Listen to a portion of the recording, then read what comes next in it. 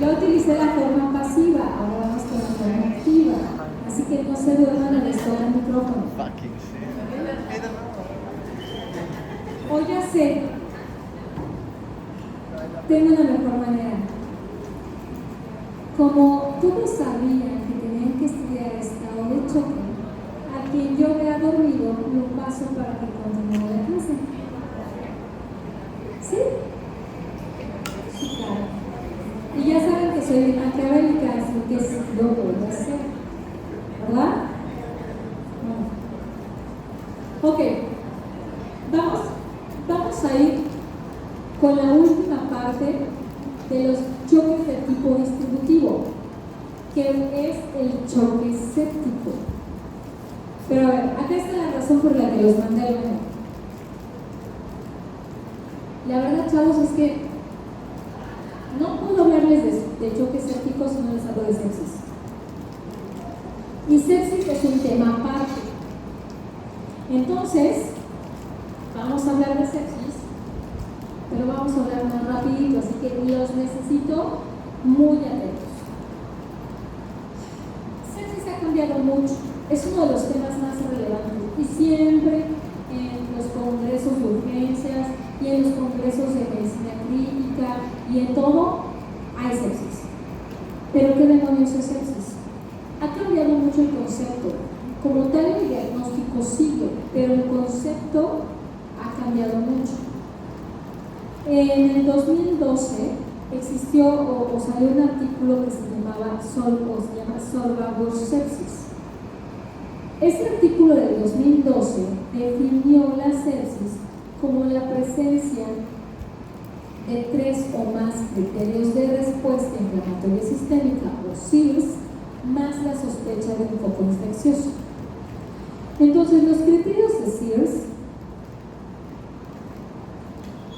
teníamos varios principales, que eran que tuviera una frecuencia cardíaca mayor de 100, una frecuencia respiratoria mayor de 20 o una PCO2 mayor de 32, o que tuviéramos leucocitos mayor de 12.000 o menor de 4.000, o que mi paciente tuviera una temperatura mayor a 38.3 o que tuviera menor de 36. Esos eran los criterios. A ver, ¿no? Esos eran los criterios del 2012. No estaban tan equivocados, sin embargo, si yo tenía 3 criterios de CIRS y la sospecha de un foco infeccioso, yo podía decir que mi paciente estaba séptico. Entonces vamos a ver, imagínense un paciente que tiene una infección en la garganta, que tiene una faringitis, pues la faringitis le va a dar fiebre y la fiebre te da taquicardia, ¿no? Y además tenía una leucocitosis de 12.000. Entonces, un paciente con una faringitis ya podríamos decir que estaba séptico. El problema es que esto generó que hubiera muchos pacientes diagnosticados de sepsis. Y entonces, entre todos esos pacientes, se perdían los pacientes que realmente tenían un potencial para ponerse graves. ¿Okay? Por eso, en el 2015 dijeron, no, ya no.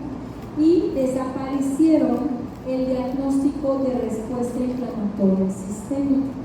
Ya no existe como diagnóstico, porque antes yo podía poner ahí diagnóstico de respuesta inflamatoria sistémica, pero ya no existe.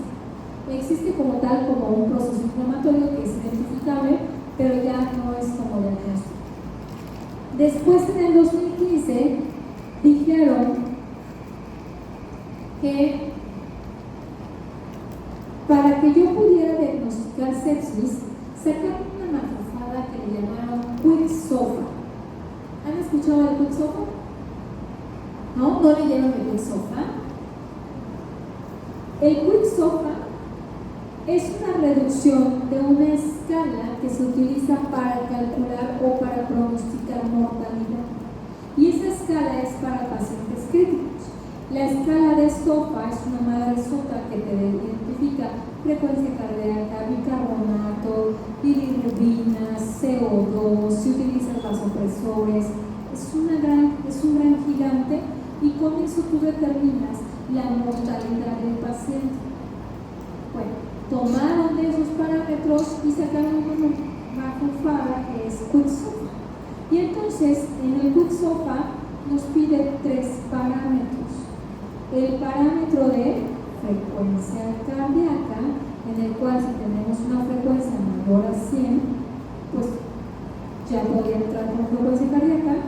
Frecuencia respiratoria, donde si mi paciente estaba con una frecuencia respiratoria mayor de 20, se tomaba en cuenta. Y el último criterio es deterioro neurológico. Si el paciente está con deterioro neurológico y tiene los otros 2 parámetros, pues está séptico. Pero ahora, imaginemos, hablamos de la perfusión, ¿se acuerdan? Entonces, imagínense, un paciente que ya está con un deterioro neurológico, ya no está séptico, es porque ya no le está llegando suficiente flujo sanguíneo cerebral. Entonces, lo más probable es que ese paciente ya esté deteriorado. Y el otro criterio era la presión arterial sistólica menor de 90. Entonces, si yo ya tengo un paciente con una presión arterial sistólica menor de 90, que ya está taquicárdico y que ya está con deterioro neurológico, ese ya no es un paciente séptico, ya es un paciente chocado. El problema es que vamos a tomar a los pacientes como sépticos cuando ya están muy deteriorados. Por eso, porque es una mafufada, a mí como defensora no me sirve. Para empezar, esa es una escala que se utiliza a nivel de triage. Pero imagínense, todos los pacientes que van a pasar como sépticos son realmente pacientes chocados. Y entonces vas a esperarte a que se choquen para que los puedas ver. ¿Saben? Entonces, no. Luego sacaron otra actualización de Survivor Sepsis y sacaron Survivor Sepsis en el 2021. Y en el 2021 dijeron, bueno, sí. No existe respuesta inflamatoria sistémica y QuickSOFA sí nos ayuda, pero podemos utilizar otros criterios.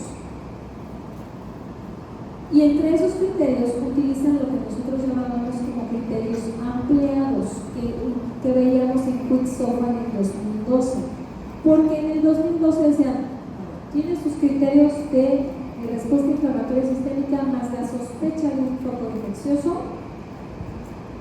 pero también podías tomar en cuenta cómo se controla el lactato, cómo se controla la bilirrubina, cómo se controla el kilo-hora, ¿sale? Y todos esos parámetros podías utilizarlos tú para confirmar que tu paciente estaba séptico. Entonces lo que deciden es, bueno, vamos a tomar QuickSOFA y vamos a tomar estos criterios ampliados para que podamos definir como tal sepsis. Entonces, ¿cómo definimos sepsis? Bueno, pues ahora lo definimos con los criterios de QuickSOFA y la presencia de un foco infeccioso, pero que ya esté confirmado. O sea, necesito tener un cultivo para poder decir que está séptico, ¿sabes? Anteriormente, en el 2012, teníamos algo que, si el paciente estaba con su respuesta inflamatoria sistémica más el foco infeccioso, que podía sospecharlo, era sepsis. Y después de eso, había algo que se llamaba sepsis severa. Esta definición también se perdió. Ya no existe sepsis severa o sepsis grave.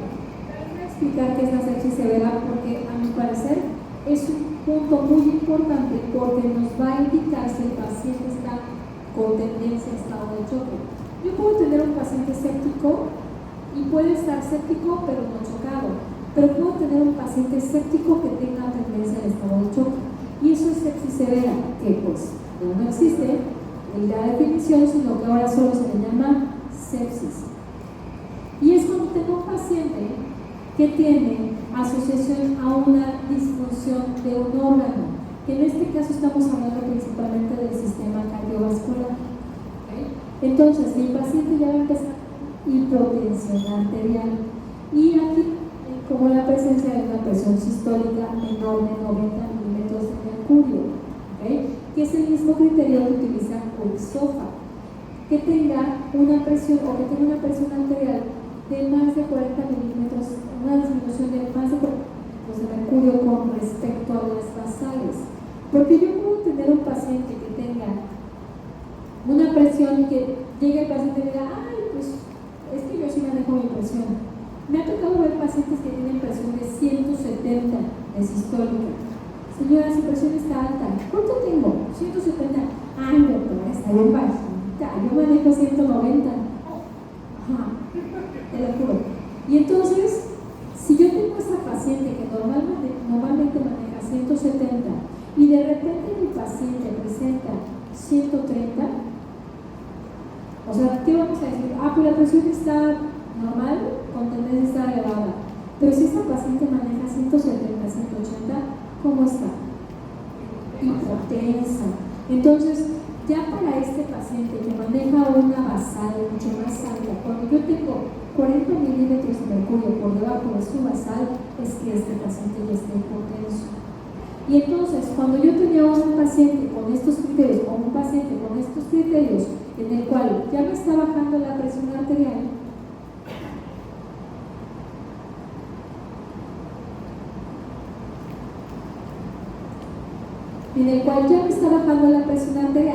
¿qué es lo que procedo a hacer?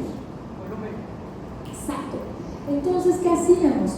Cuando yo tengo un paciente con tendencia a la hipotensión y le inicio con volumen y la presión mejora o revierte su presión arterial que estaba menor de 65 y se normaliza, entonces a esto se le llamaba sepsis severa o sepsis grave. Entonces puede ser que ese paciente ya con un poco de volumen se mantuviera con su presión bien y ya no se hipotensara otra vez, quedaba con sepsis severa. Pero cuando yo tengo un paciente que está con una sepsis severa y le pongo líquidos, lo reanimo con líquidos, pero ¿qué creen? Mejora tantito y luego se vuelve a hipotensar. O el paciente no mejora, sigue estando hipotenso a pesar de los líquidos. En este momento, ¿qué tengo que hacer? Le meto vasopresores. Cuando mi paciente que está séptico le administré líquidos y le meto vasopresores, en ese momento ya no es una sepsis, ya es un estado de choque. ¿Sí? ¿Se entendió? ¿Ok? Entonces, antes le llamábamos sepsis severa, ahora solo se le llama sepsis. ¿Sale? Pero sí es importante que ustedes sigan entendiendo que el paciente que ya se está hipotensando y que lo están manejando con líquidos y que no me responde con los líquidos, ya, o que ya empezó a responder con los líquidos, tiene alto riesgo de que caiga en estado de choque. Es un paciente muy grave, ¿sale? Y los criterios ampliados que les decía del 2012 era, por ejemplo, que mi paciente tuviera hipotensión inducida por sepsis, que el lactato estuviera por encima de los límites máximos normales del laboratorio, que lo máximo es 3. Y ustedes ya tienen por qué, ¿o no? A ver, ¿por qué el lactato? ¿No? ¿Cómo? Por el metabolismo anaerobio, porque si mi paciente tiene un lactato elevado, ¿qué quiere decir? Que ya está hipoperfundiendo, que ya está hipotenso, ¿sale? Entonces, si yo ya tengo un lactato por encima de los límites normales, era otro criterio. La otra, que la uresis fuera menor de 0.5 mililitros por kilo por hora por más de 2 horas. ¿Eso qué quiere decir? ¿Cuál es el diagnóstico? Que mi paciente ya esté ligúrico. ¿Se dan cuenta cómo todo es lo mismo?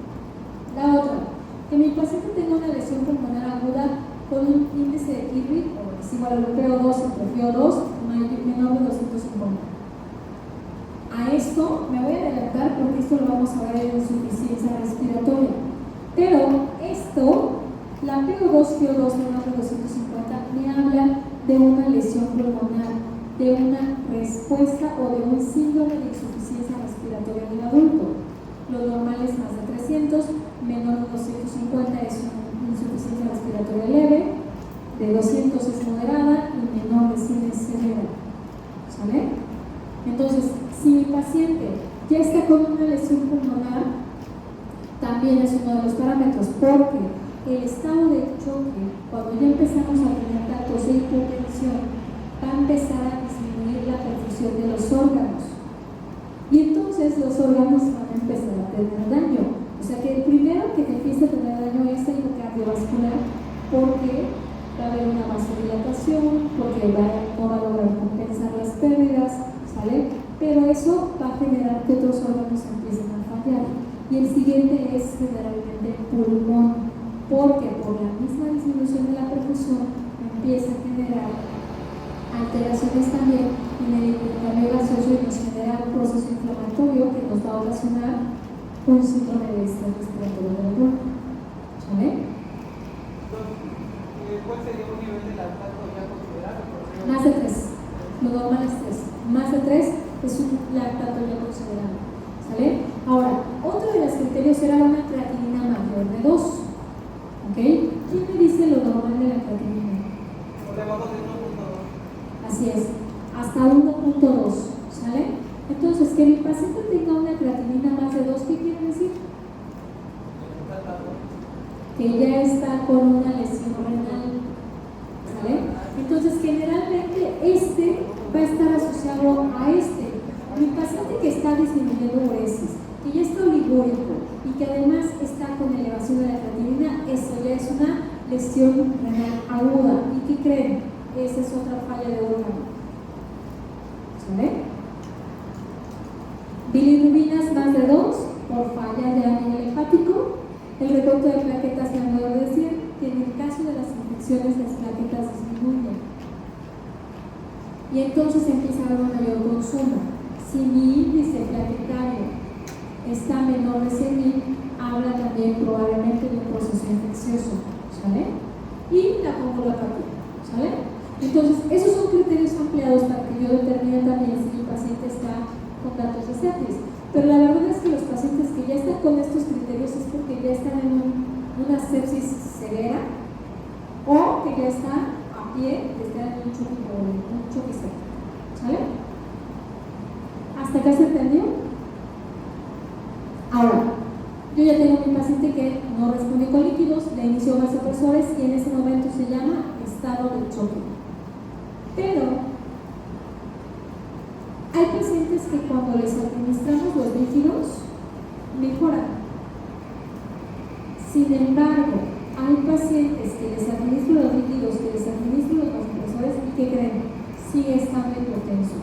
Entonces, cuando yo tengo un paciente que ya está en estado de choque y que le administra vasopresores y que ya tiene más de una hora, pero el paciente no respondió con los líquidos y no respondió con los vasopresores, entonces en ese momento se llama choque séptico refractario.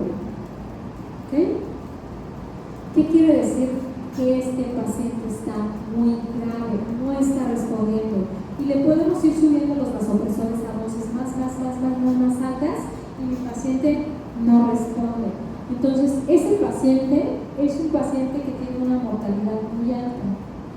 ¿Qué pasa si mi paciente, por ejemplo, está en un choque séptico refractario? El problema es que esta hipoperfusión, como les había dicho, va a seguir dañando más receptores, va a seguir dañando más órganos y va a empezar a ocasionar falla de otros órganos o de otros sistemas. Entonces, cuando yo tengo la falla de 2 o más sistemas, a esto se le llama, y el paciente está en estado de choque, a esto se le llama falla orgánica múltiple. Y la mortalidad asciende a más del 50%. Entonces, lo que les decía, mi paciente está con un choque séptico, ¿no? ¿Qué les gusta? ¿Pie diabético?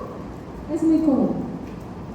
Entonces, tengo a mi paciente diabético con su patita enferma, está con una infección, llega, está hipotenso, le administro líquidos, no mejora, le administro los supresores, no mejora.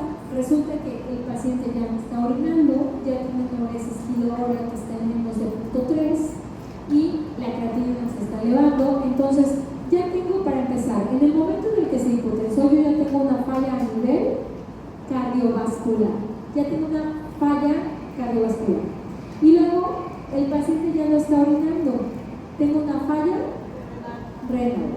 Entonces en ese momento mi paciente tiene una falla orgánica auricular.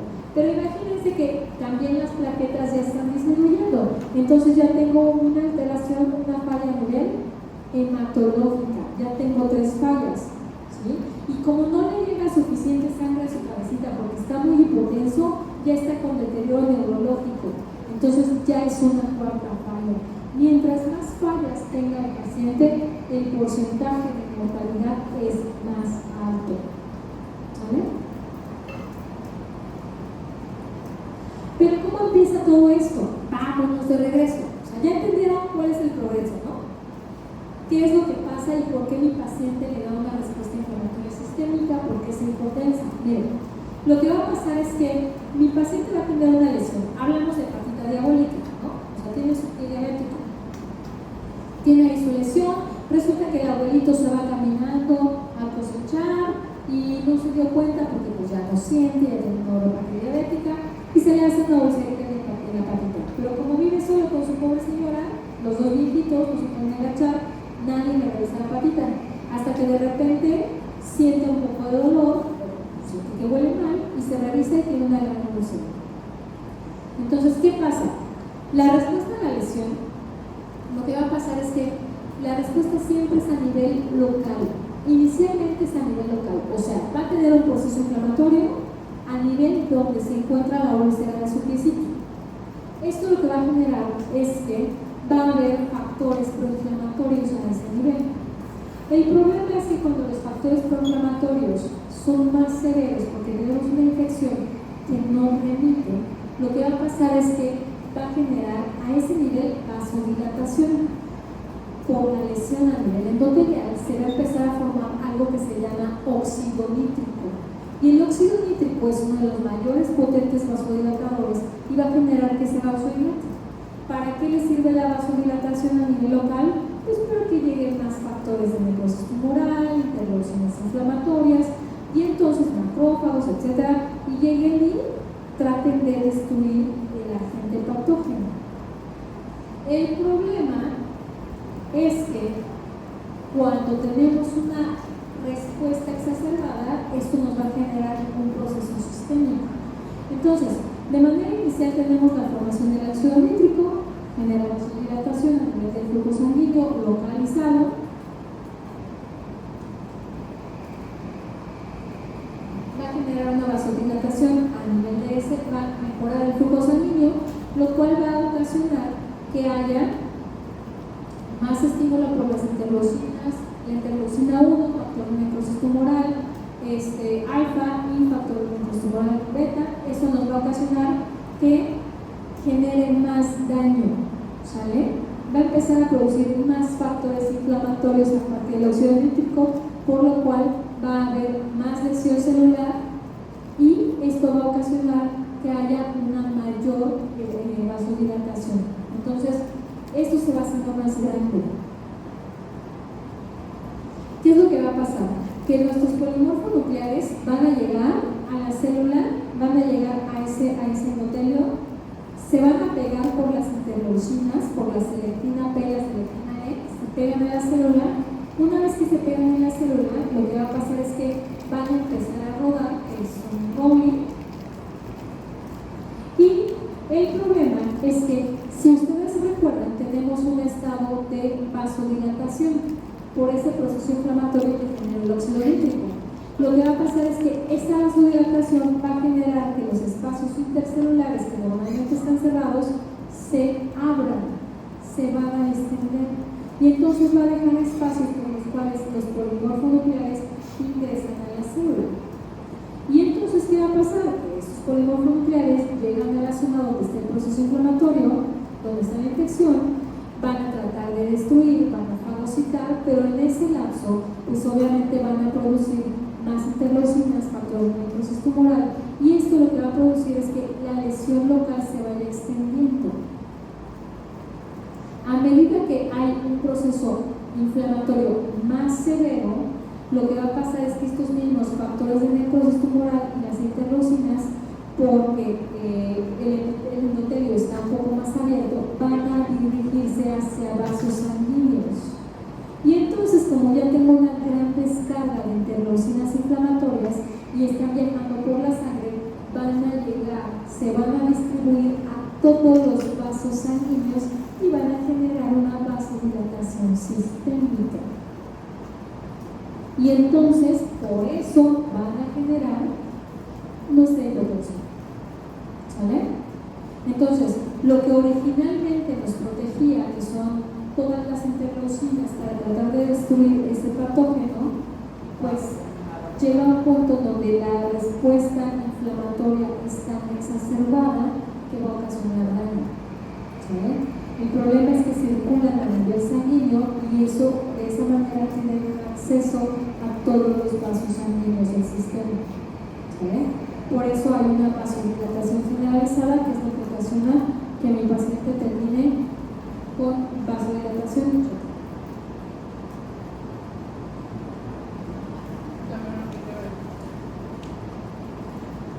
Entonces, lo que tengo son los mediadores proinflamatorios que llegan a nivel localizado, van a generar mayor inflamación. La infección también nos va a estimular los factores antiagregantes plaquetarios y va a estimular la coagulación, lo cual nos va a generar que haya más atracción a polimorfonucleares, más liberación de interleucinas, más liberación de factor de necrosis tumoral y, por supuesto, mayor lesión endotelial. Entonces, lo que realmente genera mayor lesión endotelial no es precisamente la infección, sino la respuesta inflamatoria que se genera en ese momento. Y entonces el paciente ya tiene su respuesta inflamatoria sistémica: fiebre, taquicardia, taquipnea, leucocitosis. ¿Sí? Que eran los parámetros que tenían en 2012 como los parámetros de respuesta inflamatoria sistémica. Entonces, si se dan cuenta, la respuesta sigue, o sea, no se quitó. El punto nada más es que ya no lo utilizamos como diagnóstico. ¿Sale? Por si alguna vez escuchan eso, ya saben de dónde viene. Entonces, ¿qué pasa? Que vamos a tener nuestras células endoteliales, los polimorfonucleares y los macrófagos, que nos van a generar estos factores proinflamatorios, citoquinas, quinosinas, y esto va a generar que haya un aumento en la permeabilidad de los vasos, genera una mayor muerte bacteriana, pero también nos va a generar fiebre, leucocitosis, taquicardia, ¿sale? Y aquí están todos los datos de una respuesta inflamatoria sistémica, si se dan cuenta, ¿sale?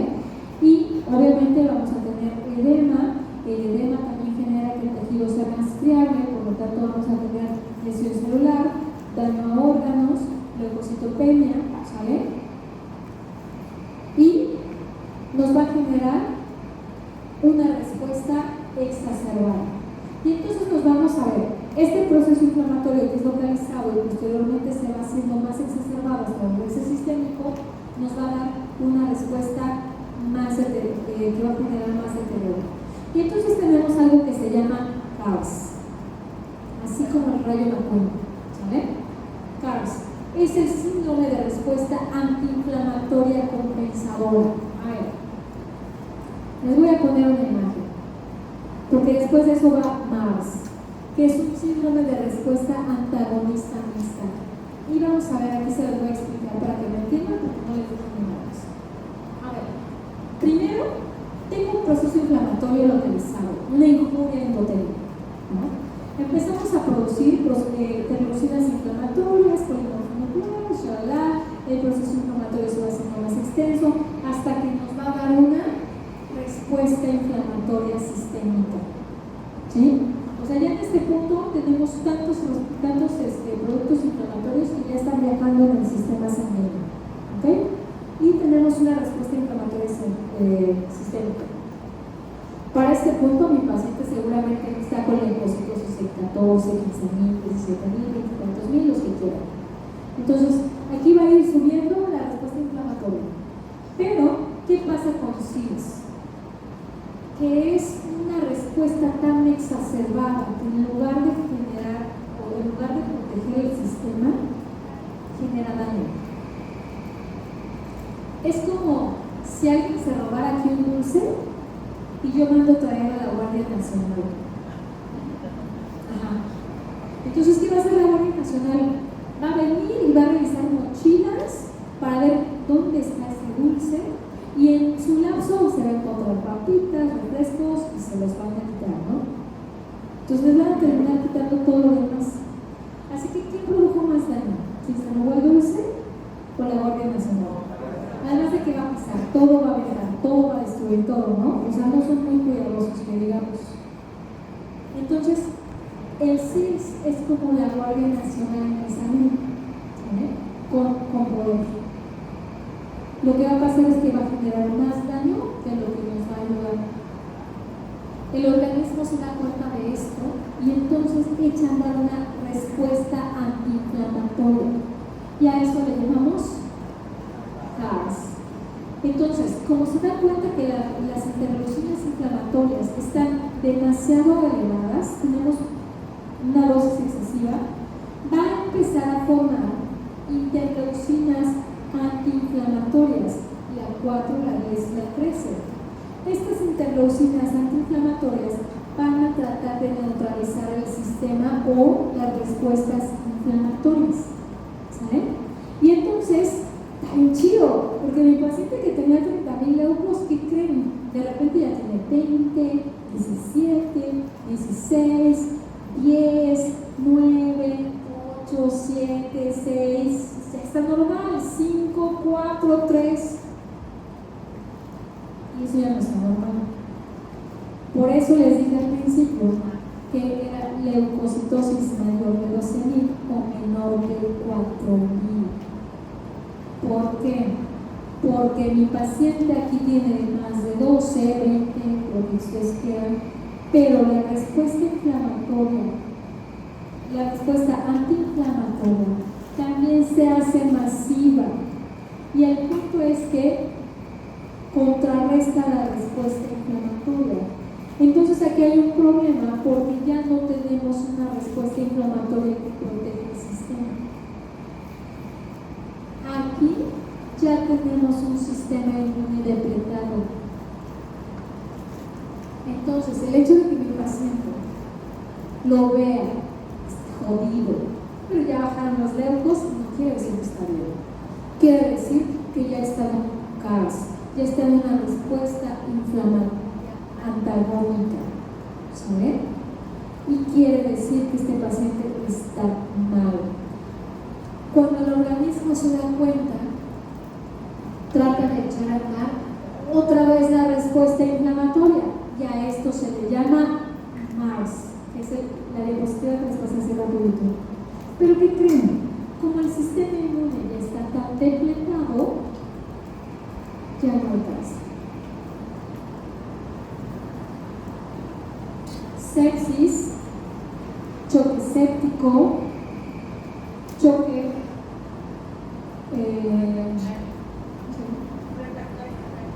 gracias doctora, no te desayunado, choque refractario, ¿sale? Falla orgánica múltiple, muerte, ¿sí? Entonces, todas esas fases que hablamos de sepsis, de choque refractario, falla orgánica múltiple, aquí están reflejadas, las podemos nosotros identificar aquí.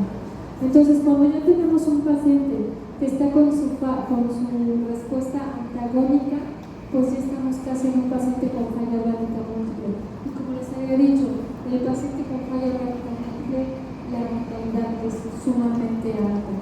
No es que no lo podamos destacar, pero mientras más fallas orgánicas tengan, la mortalidad es más alta. ¿Sí? ¿Se entendió? ¿Seguros? Entonces, ¿qué tenemos que hacer en este caso? Cuando tenemos, por ejemplo, una falla,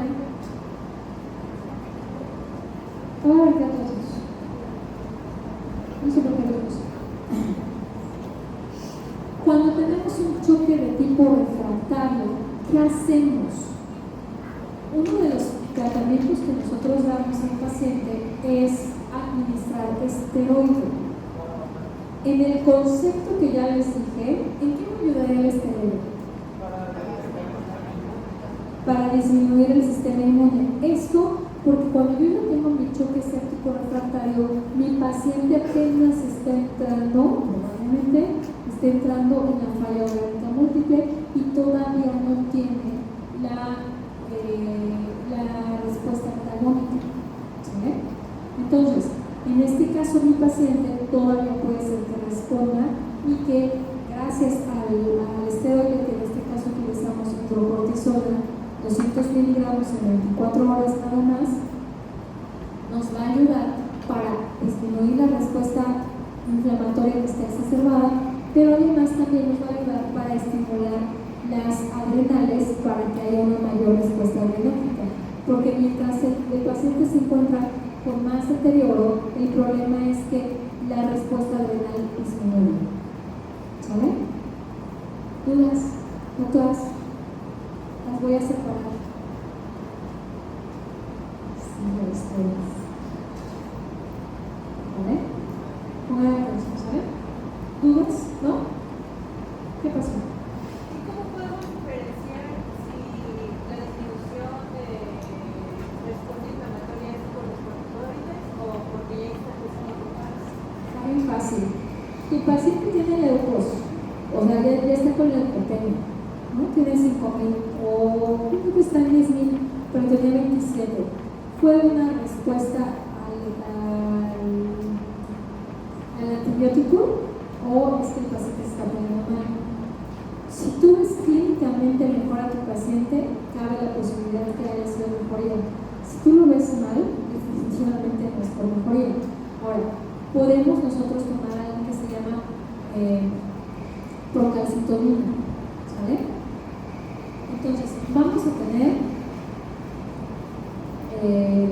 también vamos a ver cómo se encuentra el índice plaquetario. El índice plaquetario, si las plaquetas están disminuidas, definitivamente no es porque el paciente haya mejorado, ¿sale?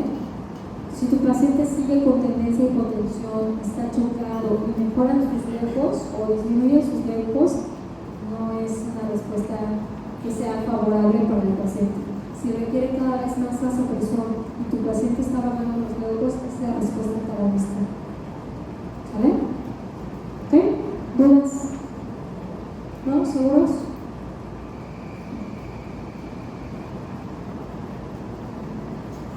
Entonces, aquí nosotros podemos tratar de detener un poco esa respuesta inflamatoria a medio con un poco de esteroide, pero ya la verdad es que son como patadas de ahogado. En algunos casos funciona, en otros casos, como ya es un choque refractario, estoy subiendo mucho los vasopresores, no responde con líquidos, yo no le meto tantos líquidos.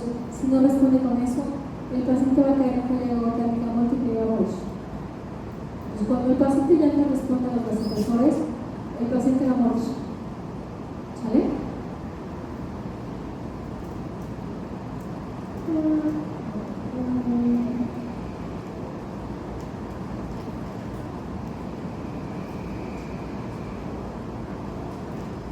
Y entonces, vamos a poner aquí, mi paciente está en estado de choque, que es un estado grave, ¿no? Porque me va a generar una reducción de la perfusión tisular de manera muy severa, lo cual me va a generar una disfunción celular e insuficiencia orgánica. ¿Okay?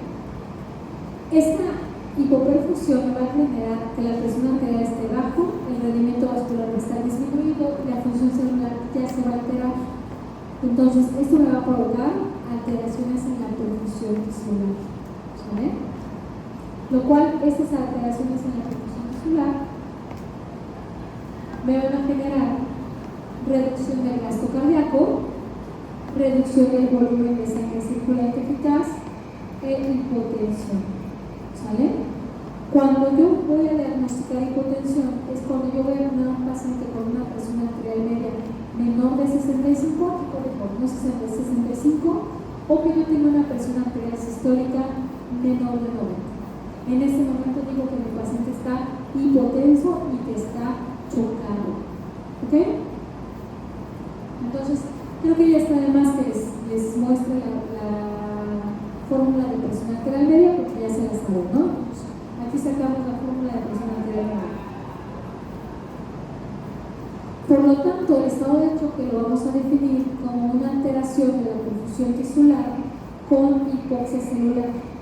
¿Okay? Al principio la lesión celular va a ser reversible, como ya lo vimos, pero a medida que va haciéndose el estado de choque de manera progresiva, ¿se acuerdan de las fases de choque que les hablé? Les hablé de una fase de choque compensada, luego progresiva y luego irreversible. Entonces, cuando yo ya estoy en un estado de choque irreversible, seguramente mi paciente ya está en un estado de MAX. ¿Sale? Entonces, cuando yo ya estoy en esta fase de choque, nos va a generar una mayor lesión tisular que nos puede llevar a que mi paciente termine, o sea, fallezca. ¿Sale? ¿Dudas? Creo que me voy muy rápido con suficiente. ¿Ok? Y ya nada más vamos a terminar con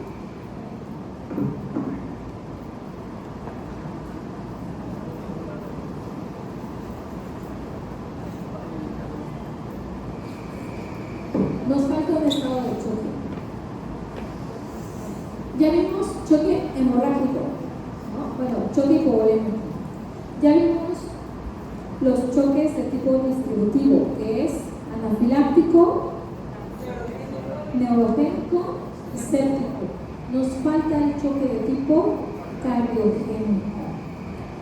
El choque de tipo cardiogénico, aquí no tenemos vasodilatación. Aquí el volumen sanguíneo está conservado. El problema es la bomba. El problema es el corazón. Entonces, yo tengo mi choque cardiogénico y tengo de dos tipos. Hay dos tipos de choque cardiogénico. El choque cardiogénico de tipo intrínseco y el choque cardiogénico de tipo extrínseco. ¿Qué quiero decir con intrínseco?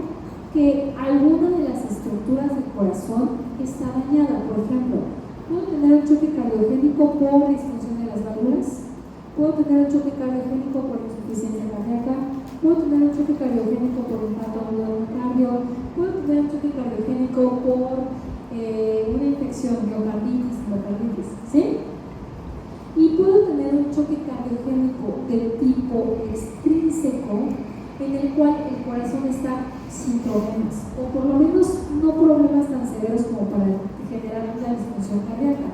Pero tengo un factor que no es directamente del corazón que está generando la disfunción cardíaca. Por ejemplo, ¿cómo?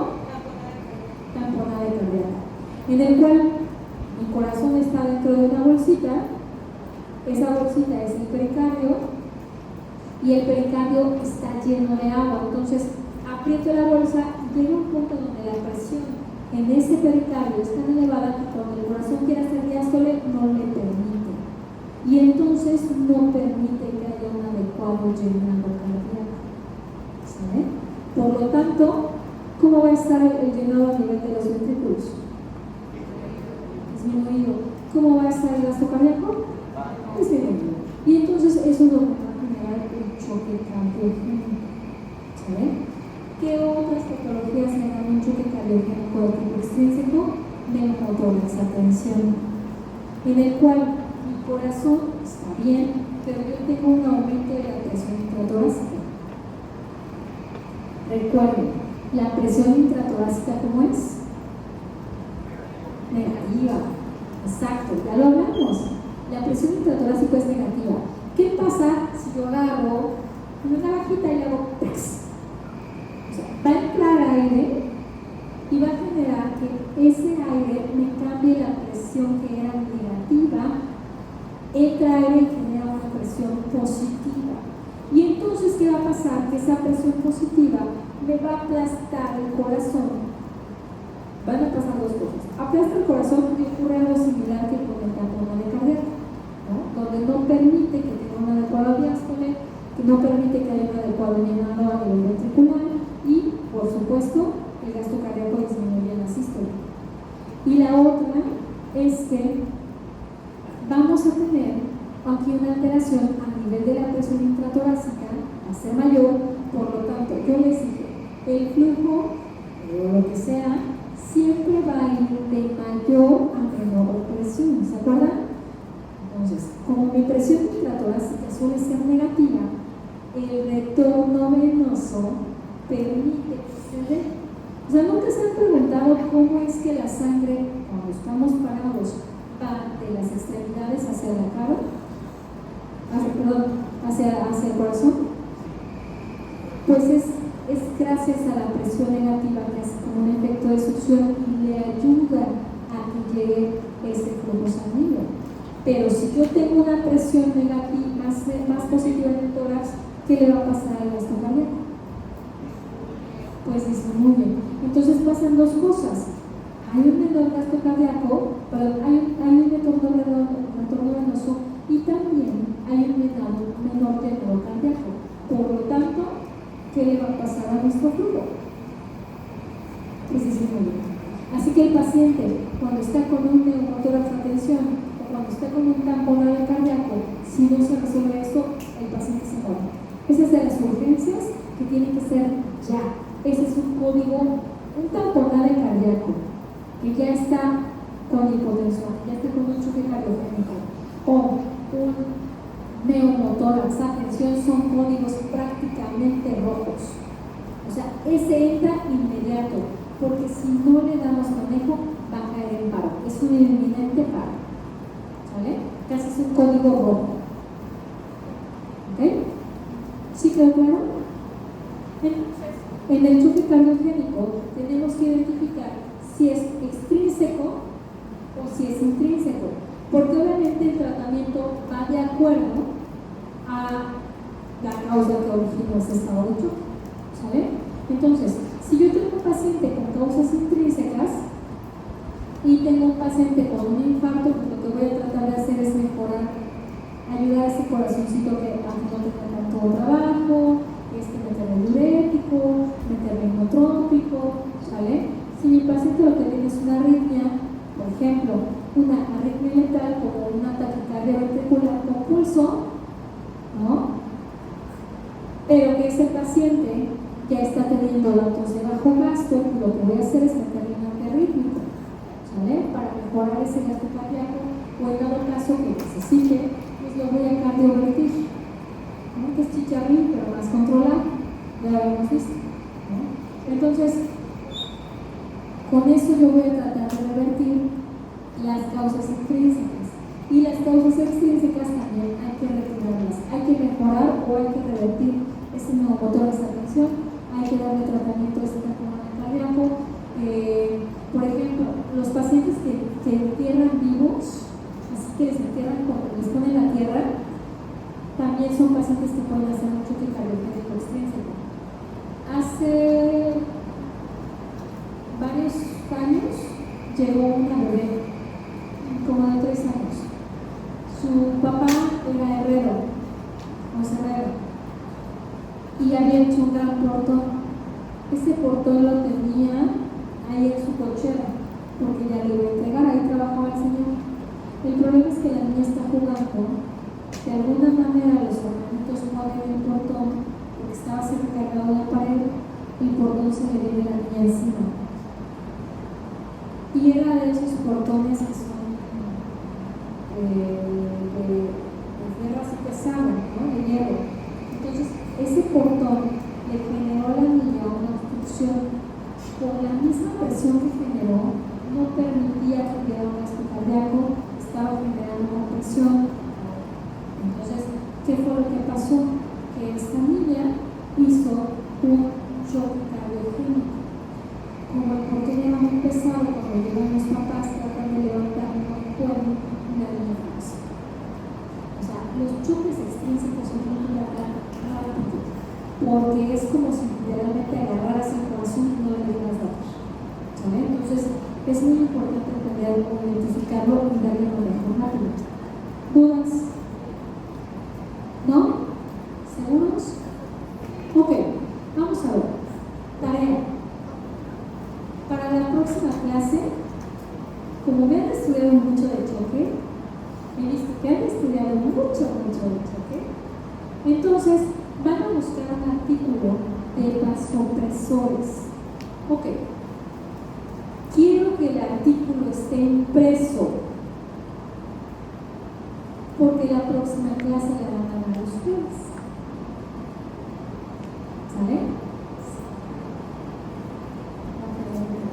La próxima clase la van a dar ustedes. Entonces quiero que me lean, por favor, vasopresores.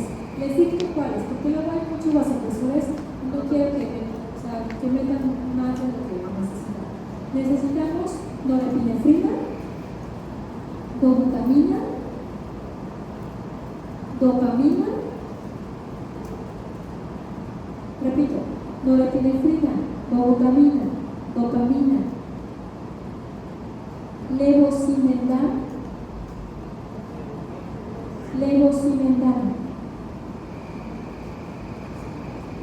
milrinona, levosimendan, milrinona, adrenalina,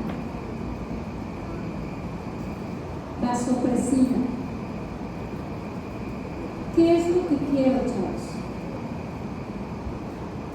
Lo que me interesa es que me traigan, o sea, quiero el artículo impreso y que se vea que lo haya leído, por supuesto. Y en su libretita me van a poner, por ejemplo, el fármaco y la dosis máxima, o sea, la dosis, nada más. No pido tanto, ¿no?